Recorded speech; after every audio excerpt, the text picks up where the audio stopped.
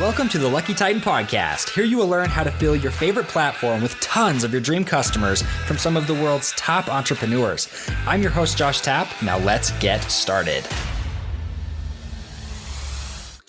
What is up, everybody? Josh Tapp here again, and welcome back to the Lucky Titan. Today we're here with Dom Einhorn, and this interview is really, truly an honor for me. I mean, this guy has such an impressive career behind him.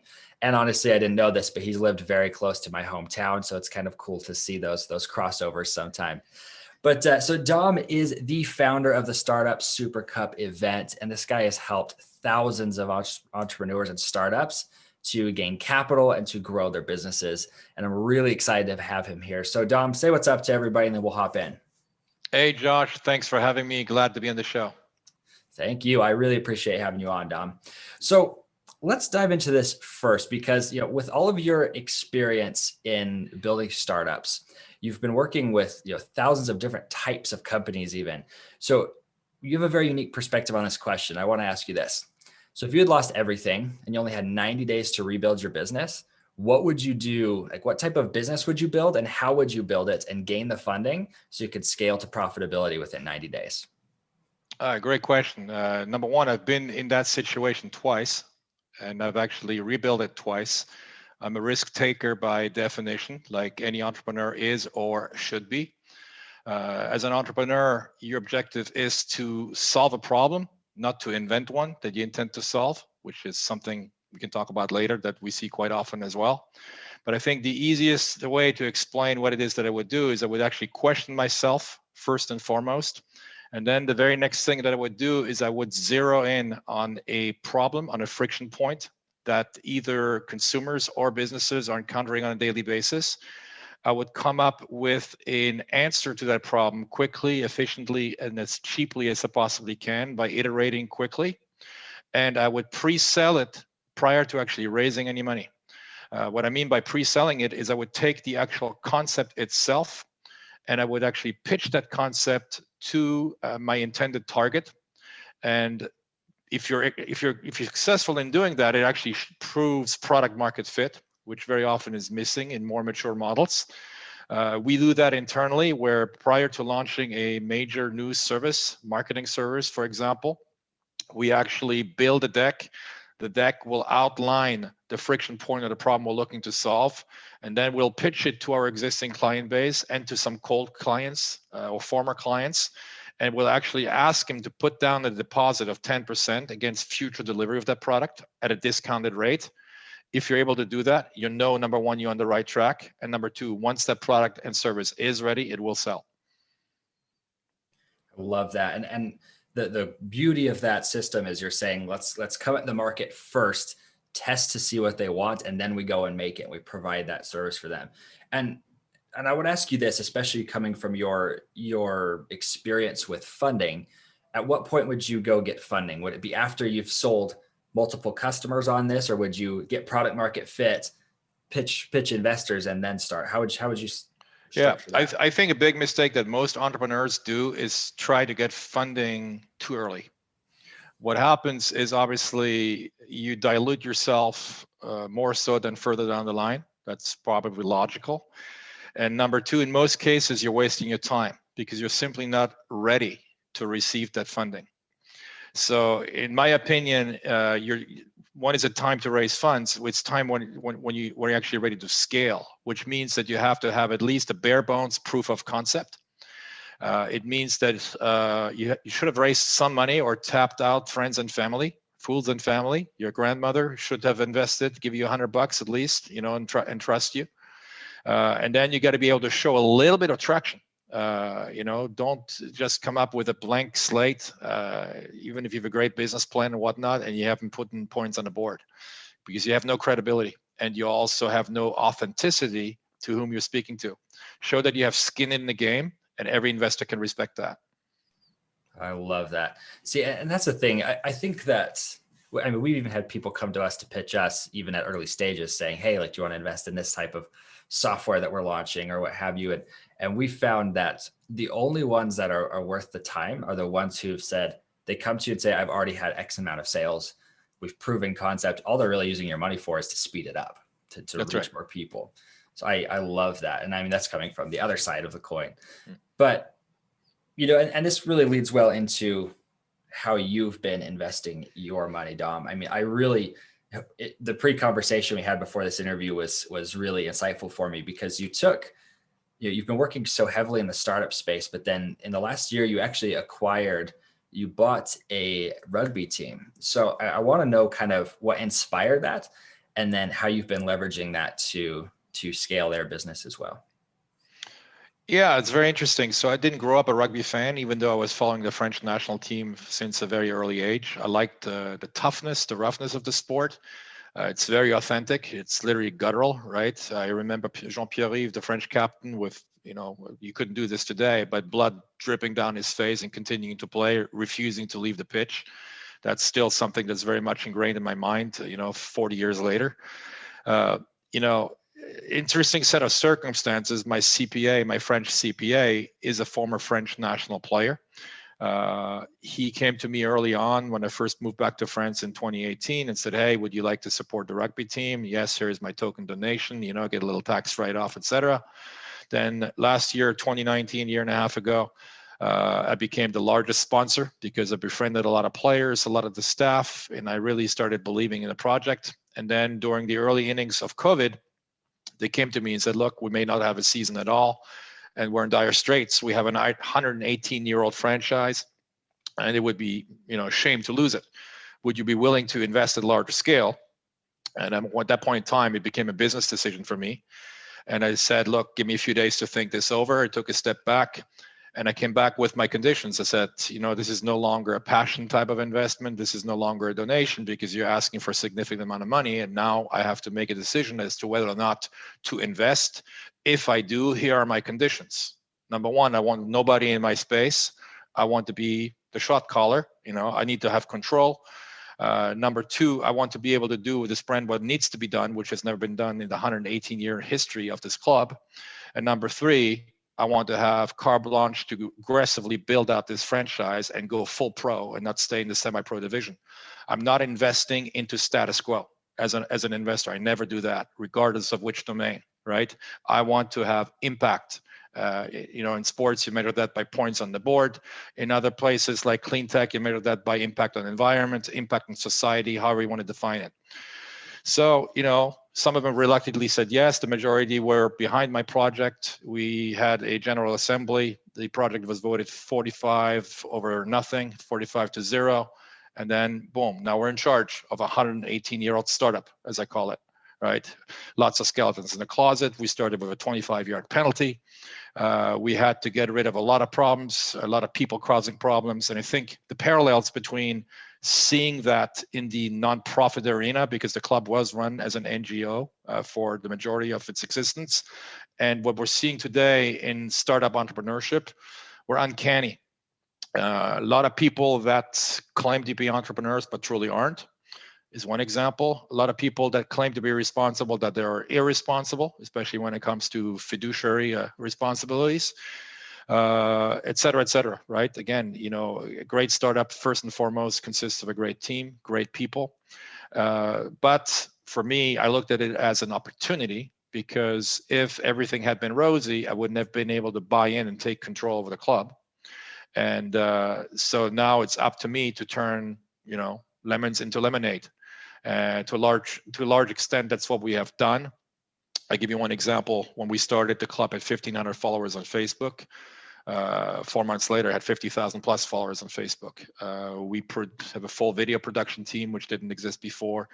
Completely redid the brand from A to Z. Again, lots of similarities with startups that we're assisting, because if you have a brand that doesn't resonate, the first thing you got to do is fix it, rather than spending $1 million on branding, right? I mean, sounds stupid, but that's what you got to do.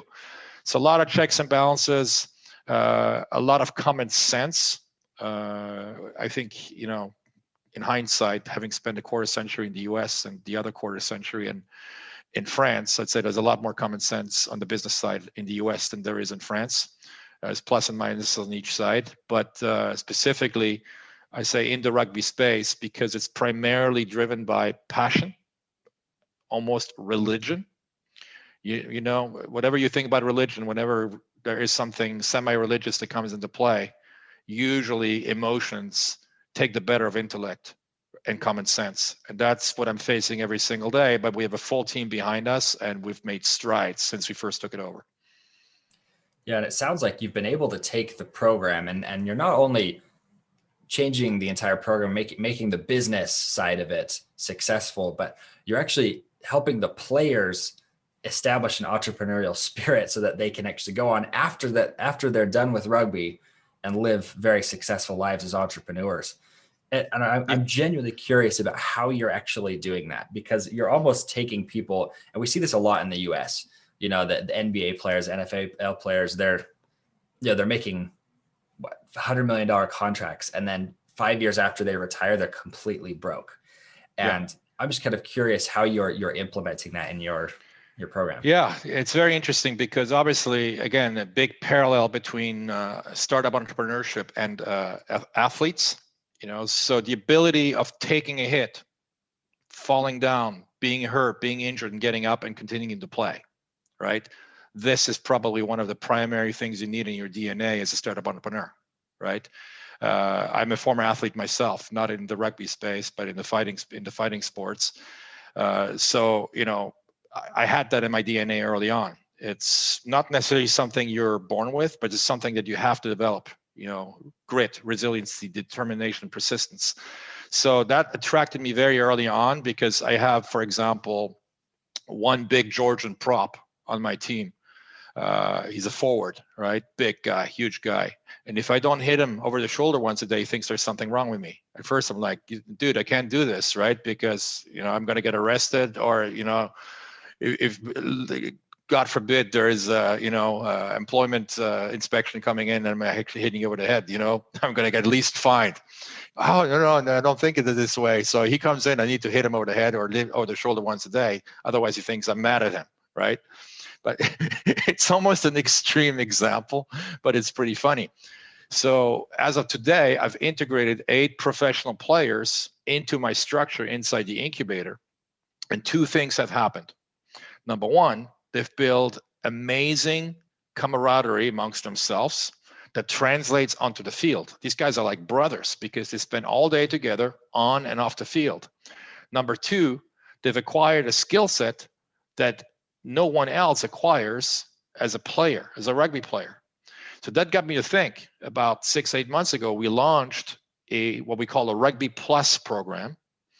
And initially, when I mentioned it to the coaches, they told me, as they always say here in France, it's not going to work, right? They said, well, how can you know if you don't give it a try? Let me just put it out there and see what happens. So now we have players from 2 or 3 leagues above us contacting us because of this Rugby Plus program, because it's something that you don't find, you know, current top level pro players, top 14 contacting us once or twice a week. I read about your program. How can I be part of this, right? And we're 3 leagues still beneath them, right? So it has a lot of teeth, and clearly it responds. Again, the parallel between entrepreneurship and sports, it clearly resolves a problem in the marketplace by offering a tangible solution. That problem is the fact that you mentioned earlier that professional athletes, once they retire, they're just lost. It's almost like an inmate coming out of jail, right? And it's like, oh my God, what the hell? I spent 15 years in jail. What am I going to do now? I have no skill sets, et cetera, et cetera. It's very, very similar. And one guy mentioned that to me, okay, because he had spent not 15 years, but even 2 weeks in jail, right? Because you come out there, and in 2 weeks, it seemed like I was in there for 6 years. And I was like, what am I going to do in my life right now? I get the stigma forever, right? And I know nothing.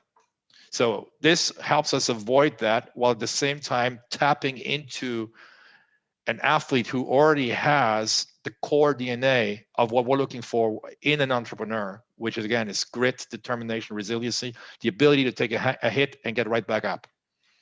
Yeah, I love that. And you'll actually watch with most entrepreneurs, almost every single one of the successful ones has a sports background, or they're currently in sports, because like you said, there's so many parallels there, and being able to get up again is the number one skill of an entrepreneur. I was talking to a guy the other day here on the podcast, and he mentioned something that really stuck with me. He said, entrepreneurship has nothing to do with how fast you win. It's how long you're willing to stay in the game. And if you'll stay, you will win. And I thought that was so cool because that's been the story of my journey, right? It's been years before we were able to actually see any sort of real cash in our company. And then things took off, right? It's the 6-year overnight success everybody talks about, right? Yeah. And I mean, you've been experiencing that and leveraging that experience with your rugby players. So I love that. So I am kind of curious about this with those rugby players. What have been some of the businesses that have intrigued them that they've decided to kind of build themselves?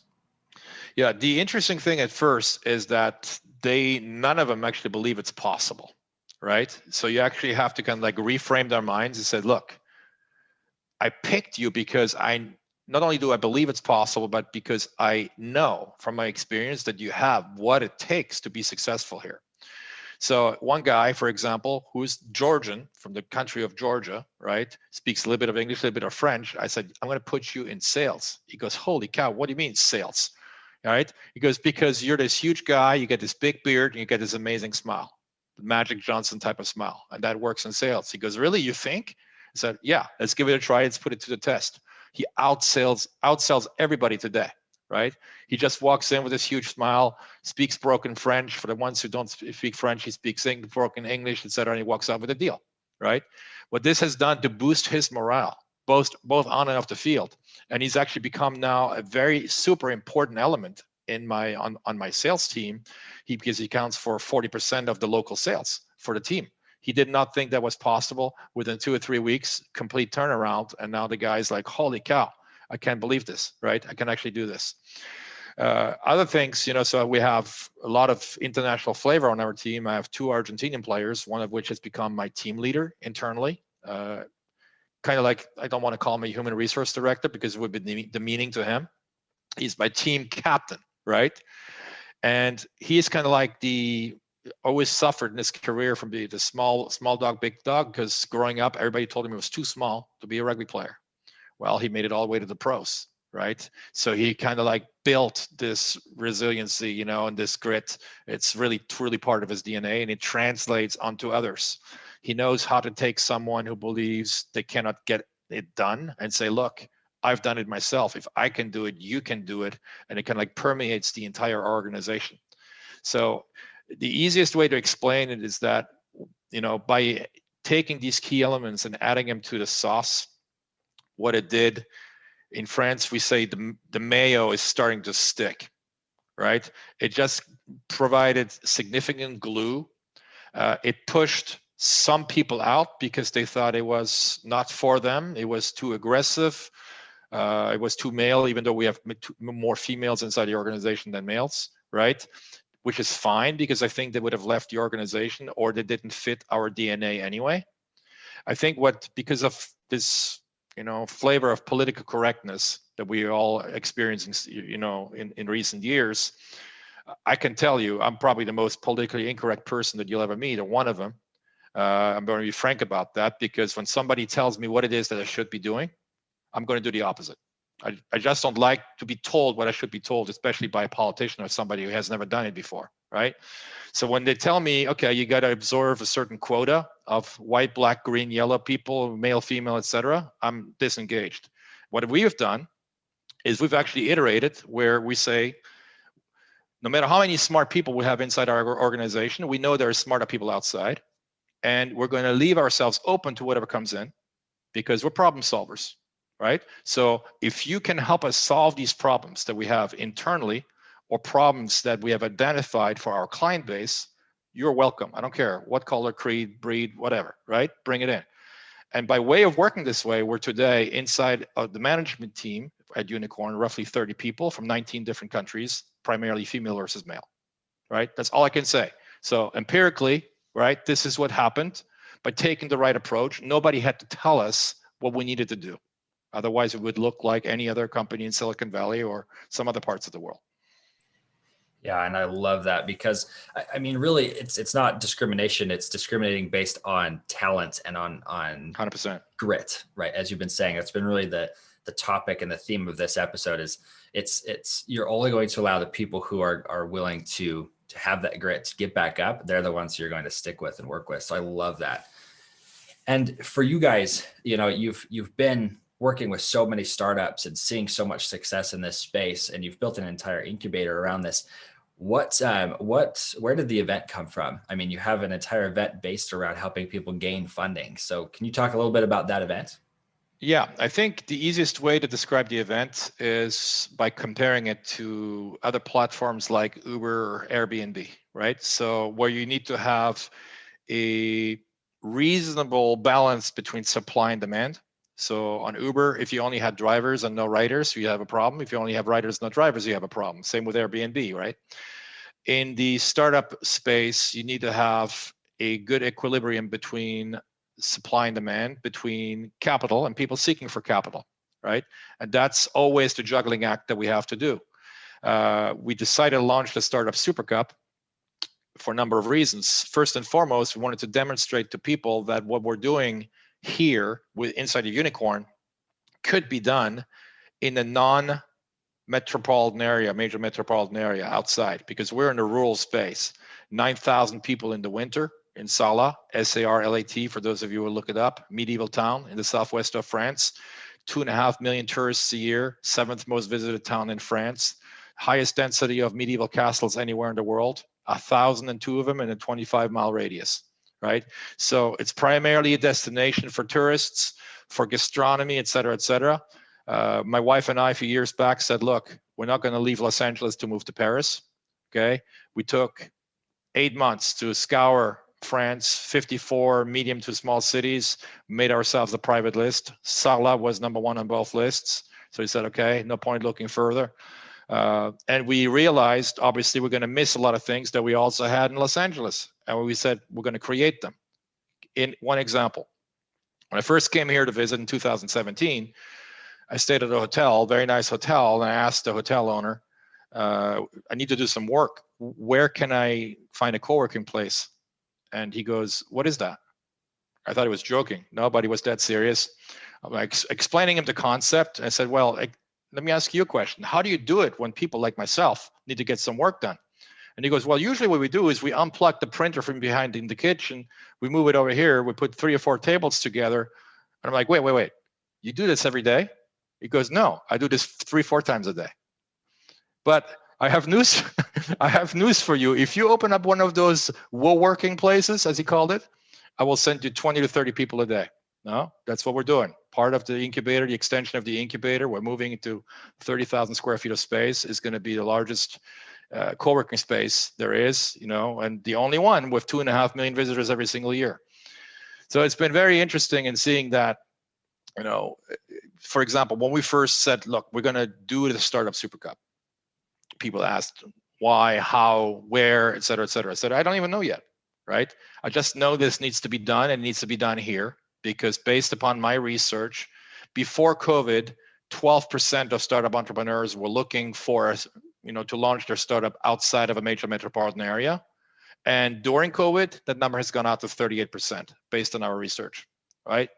We want to be able to offer them a plan B, and that plan B needs to exceed the value proposition of plan A. The event itself, the Startup Super Cup, will show them how it's done, and will actually prove to them that not only startups are willing to relocate, but investment dollars are ready to flow, right? We've already demonstrated that in the run-up to the event. But ultimately, this event will cement our region as a viable region from which to launch your startup and get it funded. And I love that, because you're pulling people from the ridiculously expensive areas everybody thinks you have to go to start a business, the Silicon Valleys, New York, all these places, and you're pulling 50 on just the rent side. 50-1 is the ratio between London rent and ours. That is insanity, and LA is probably significantly higher than that. Actually, London is higher than LA, but not by really? that much. Yeah, depending on where you are. If you go to East LA, you can probably find some cheap stuff, but you risk your life every day too. Yeah, that is true. I love that. Well, Dom, that's really amazing. I'm excited to see this event. So let us know where we can get access to that event. Easiest way is to go to startupsupercup.com, all in one string. We have a channel on YouTube as well, a couple of reports from French national TV. I'll be on national TV again in a couple of weeks. I have to actually go physically to Paris, but it's worth it because it's the largest entrepreneurship show. You can sign up for the newsletter. You'll see we have a who's who list of people, probably the next president of South Africa. Wow. We have Juliette Foster as a roundtable panelist. Juliette has spent 20 years at the BBC as a presenter, and she interviews all of the luminaries at Davos every year. And then we will have over 800 angel investors from around the world. We have over 100 financial and startup media, including some of the largest names from the US, from Canada, from UK, of course, Europe as well. And then we will have between 100 and 120 startups pitching for a grand prize, which is a large incubation package by Unicorn, as well as category specific prizes. Highly specialized in tech, because we only do tech. So we're talking AI, AR, VR, fintech, agri-tech, because we're in a rural area, educational technologies, etc. Also very large panel on DeFi, decentralized finance. That's awesome. See, and I love that. So make sure everybody you go check out startupsupercup.com. Once again, that's startupsupercup.com, all in one string. So make sure you go check that out. Get your ticket. What an amazing event to attend, especially if you're looking to get funding in that space, or you're looking to fund companies in that space. So Dom, I want to ask you one final question before we sign off here. So my last question for you is, what would be your final parting piece of guidance to an entrepreneur? I think we can probably come back to what we discussed earlier. It's the ability to get knocked down and get back up. But you guys have heard it many, many times in abstract terms. So I'm going to give you a life story so that it resonates a little bit, it rings home a little bit more. I came up with my own rule, and it's called the rule of 36/1. When I first moved to the US in 1993, we were building websites and selling them to businesses in a time where it was like selling ice to Eskimos. People didn't know what the internet was. Many people called it a fad. And for the few that did know what it was, said, I just don't need this, doesn't make any sense. So I needed to make 36 physical contacts on the phone with business owners to convince one to give me a shot and build them a website. Yet a few years later, I sold that business for 8 figures. So I turned what amounts to be 95 to 98% failure rate into an 8-figure business at the sale, right? I think a lot of us lose track when we're actually trying to do something. I think once you actually go through the process and you go through iteration, you actually have a proof of concept. One thing you need to realize very quickly is that nothing happens until you make a sale. Nothing happens until a sale is made. And what we're seeing today, very, very often, because it's so much cheaper today to launch a business, especially in the tech space, than it was 25 years ago. In March 1998, my bandwidth bill was $8,000 US, and I used 1,000 times less bandwidth than I'm using today. Today, it's free. Between 1999 and 2002, when we ran e-commerce websites, we needed what were called Oracle server licenses to run SQL. Per server instance, $32,000. Today, free. Now, that's the good news. The bad news is, fast track 20 years later, any fool can launch a website, any fool can launch a business, start a business, but it's not necessarily a business that needs to exist, okay? What we're seeing very often, every day, are entrepreneurs that come to us with providing a problem instead of a solution. They're actually creating the problem that they intend to resolve. And that's just not durable. That's just not sustainable, right? In my experience, 5% of the people in this world have what it takes to be an entrepreneur. 1 out of 20. There's nothing wrong with the other 95%. We need teachers, we need athletes, we need doctors, we need everybody, right? But it doesn't mean that you're cut out to be an entrepreneur. So before you launch, ask yourself, am I willing to go the extra mile? Am I willing to risk everything, lose everything in order to cross the finish line? If you doubt, then you're probably not the right person, because the right entrepreneur has zero fear. He is a hustler. Or if you're not that person, surround yourself, make that person a part of your team, because otherwise it's just not going to work. I hope that you enjoyed this episode of the Lucky Titan podcast. If you want to fill your favorite platform with dream customers, then come join myself and thousands of others of hosts at theluckytitan.com/tribe. Here you can find guests for your show, get featured on other shows, and discover the secrets to building an audience of raving fans. So once again, go create your free account at theluckytitan.com/tribe.